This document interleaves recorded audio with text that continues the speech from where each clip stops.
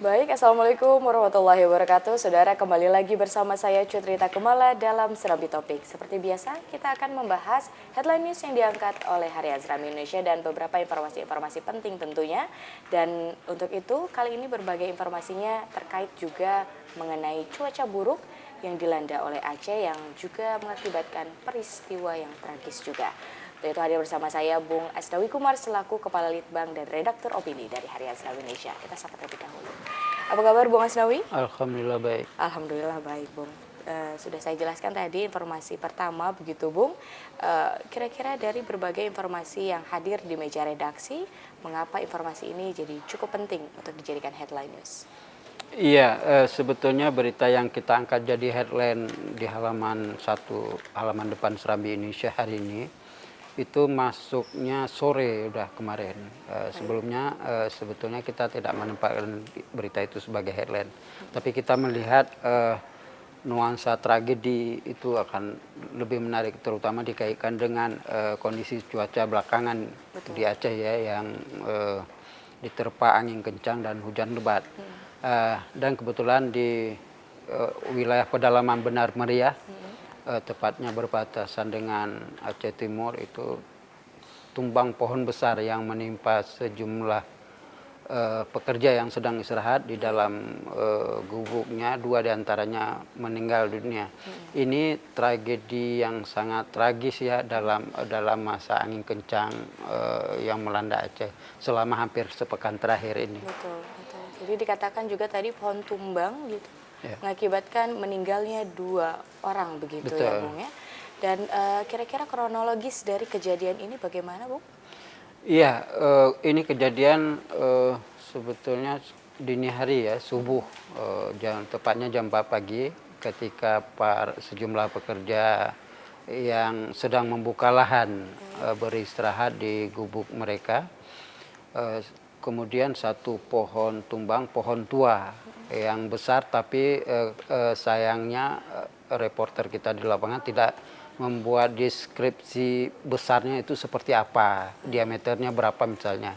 Itu hanya dilukiskan bahwa pohon tumbang, kebetulan pohon yang sudah cukup tua, tumbang menimpa mereka yang sedang terlelap tidur. Dari sejumlah pekerja ini 2 diantaranya kita melihat dari foto-foto yang dikirim meninggal dunia dengan sangat mengenaskan.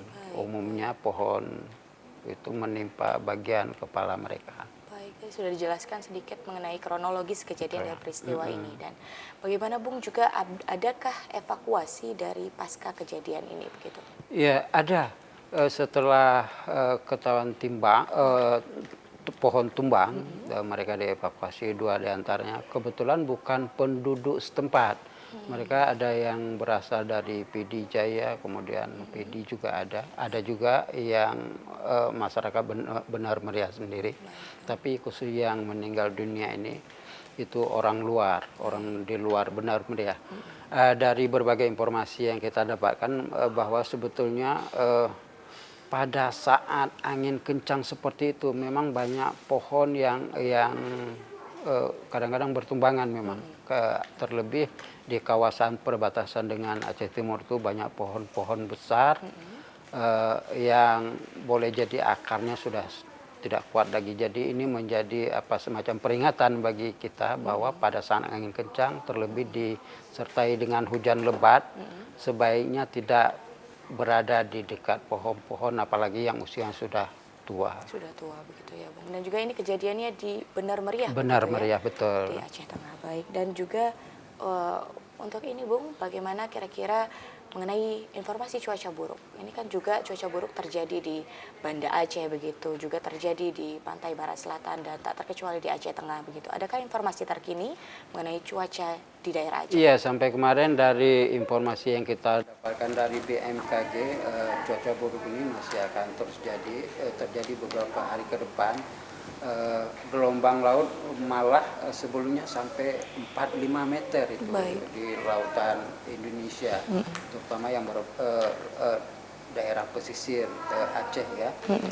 Jadi ini juga merupakan warning bagi para nelayan dalam kondisi sekarang ini, sebaiknya pada saat angin kencang tidak nekat melaut. Baik, baik. Kita beralih sedikit Bung untuk informasi yang juga tidak kalah pentingnya, sudah dikatakan juga di headline news kemarin begitu, mengenai formalin di beberapa makanan yang juga katanya juga seperti mie begitu Bung. Nah, ini adakah running newsnya Bung? Iya, hari ini juga kita menurunkan lagi. Hari ini kita mengutip statement dari Kepala Dinas Pariwisata Aceh bahwa formalin ini akan sangat mengganggu wisata kuliner di Aceh. Bahkan dari beberapa keterangan yang kita dapatkan, misalnya makanan-makanan favorit Aceh hampir semuanya mengandung formalin. Misalnya mie Aceh yang sangat terkenal, nggak hanya di Aceh tapi juga di luar Aceh. Sangat terkenal, itu pun sudah mengandung formalin. Sehingga ada yang berpendapat bahwa Aceh merupakan darurat formalin. Pihak ulama sendiri juga sudah mengeluarkan fatwa bahwa memberikan formalin ke makanan itu haram hukum. Baik, jadi cukup mengganggu. Berarti informasi mengenai formalin ini juga cukup mengganggu bagi wisata yang ada di Aceh, terutama juga digadang-gadangkan kan wisata Aceh ini akan jadi wisata halal begitu Bung ya. Adakah informasi terkait Bung? Iya, ini dengan adanya kandungan formalin di dalam beberapa jenis makanan yang diproduksi oleh warga Aceh akan sangat mengganggu bagi upaya menciptakan Aceh untuk wisata halal itu. Akan sangat mengganggu. Bahkan formalin kita tahu misalnya tidak hanya dalam makanan tapi juga dalam bahan makanan. Misalnya ada yang lebih berbahaya lagi namanya borak, sejenis zat kimia untuk biasa digunakan untuk mengawet mayat. Itu kan akan berbahaya sekali. Selain itu juga kita dapat informasi ada misalnya bahan pemutih, pewarna pakaian juga ada dalam makanan.